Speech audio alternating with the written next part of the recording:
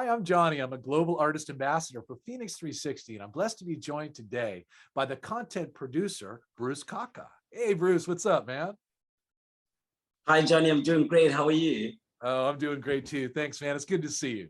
Hey, listen, Bruce, I was hoping that we would check out some of your content that you make available on some of your social links. And in particular, I'd like to check out your video regarding Friends of Few. Does that sound good? That sounds great. Please, let's play it. Okay, I love it, man. Okay, so let's tune in now to BRUCE KAKA and Friends of Few. Upper class friends have way too much pride, and my lower class friends are way too toxic. So in between those two classes is the serene and happy place where I want to live, but nobody wants to live there, so I just end up all alone. Hey, Bruce, man, I appreciate it. I really love your message and looking forward to learning about you. Can you tell me, where are you from and how did you get involved in becoming a content producer? Well, Johnny, I'm grading in from. I was born and bred in South Africa, particularly in the most northern part of South Africa, Limpopo, which is mostly rural side of South Africa, in the furthest northern side of South Africa, in Limpopo, and that's where I'm from, and that's where I was born and bred. And yeah, so I didn't get the last part of your question there, Johnny. Could you just repeat that for Well, me? listen, I love, first of all, it's amazing you're from South Africa, and I'm so interested and curious about South Africa. My first, because I'm a surfer, my first introduction to South Africa is probably the Endless Summer movie. But nevertheless, I've since then developed relationships and friendships with people from South Africa, and what a lovely country and inspirations that I get from there. So I'm glad to know that you're from there, Bruce. And then what I'm interested in also is, how did you become a performer and an artist? I'd love to hear some of the highlights of that journey in terms of how you started developing content. Oh yeah, since I was as young as I can remember, Johnny, I've always just had this inherent creativity that just was always, wanting me to, just put myself out there, get creative, express myself. And I think mostly my creativity was centered around self-expression. And so, I always participated as a young child in school and all the way into my senior years, where I would do a lot of poetry. I would do a lot of, drama in high school. I actually was highly achieved in high school for my extramural activities in acting and drama.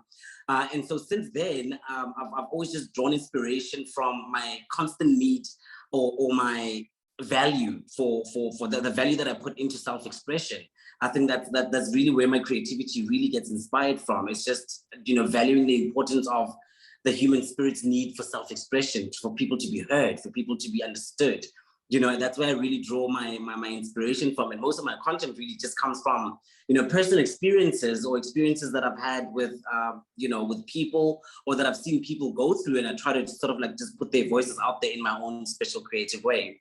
That's beautiful, Bruce. I really appreciate it. You know what I mean? And I love the fact that you're actually honoring your soul's calling to be a performer, and that some of that theatrical impulses and energy started at a very young age, and you participated in a lot of different kinds of drama and other ways to cultivate that spirit. And also it takes courage to basically perform in front of an audience and put yourself out there, as you say. And I love it that you're touching on, some of the more inclusive aspects of friendship and other kinds of themes that help connect us, and that you celebrate music and other forms of subject matter that are close to your heart. And that is what I think creates and reverberates among an audience, that can feel also related to that as well, and can appreciate it as well. So I'm really encouraged by what you're doing. So let me ask this question. Do you use your social media as the driver for your content? And what channels do you like to present your work on? Yeah, well, Jenny, you see, the thing is, I've got mostly of an engineering background. I'm an engineer by profession, a civil engineer in particular. And, I spend so much time with my creativity going dormant. And when the social media platforms started to break through, your Instagrams, your TikToks, your YouTube and so forth, it really created a space for people who have a creative side but never had the really opportunity to sort of like express their creativity or put their creativity out there. So social media has really become sort of pivotal to my content or to my creativity as an artist, with regards to the fact that I get to put whatever I want or whatever I feel like creating, whether it's comedy, whether it's motivational speaking, whether it's just self-expression or opinions.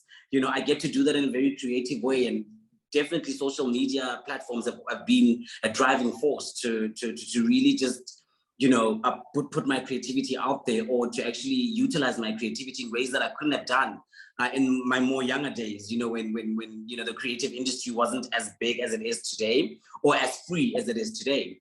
So social media has definitely been I'm very grateful for social media, because it has allowed me to really, you know, put my creativity to use in ways that I couldn't have done many years ago. But today it's so much easier, you know, as a creative to use social media. So it's definitely, you know, a very strong point, or very strong platforms that are available to us for free, for that matter. And that's just amazing in the world that we live in today. I agree with you completely, Bruce. You know what it is, and it's so immediate too. It's like, you know what I mean? There's immediate ability to be broadcasted. And formerly, you know, in years back, you know what I mean, there were very few outlets for which broadcasting was available. And it really created a barrier for, you know, independents to try and break in to become content producers and to generate audiences. Social media has enabled that possibility. And you have an audience that's out there that is going to gravitate and be magnetic to what it is you're creating. And I think you have a conscious perspective also about what you produce. And I think that is also very encouraging and inspiring. So we're going to look forward to following your progress, Bruce, you know, and we're happy that you're going to be also presenting your work on the FENIX360 app. So, you know, I really appreciate connecting and learning, you know, about you. You got some real cool threads on right now. You look like you're really kind of feeling pretty festive, and I like that too. What's up with that? Absolutely. I'm currently on holiday in South Africa. I'm in Cape Town. I've got some friends visiting from Amsterdam, actually. So I flew down all the way from Limpopo to the very southern. I'm coming from the northern side of South Africa.